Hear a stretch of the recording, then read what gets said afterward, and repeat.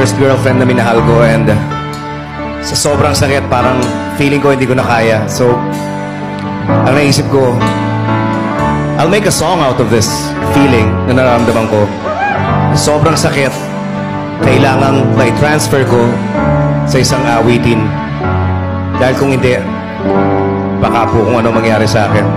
So, without further ado, ito po ang awiting ginawa namin. Sana po ay magustuhan ninyo.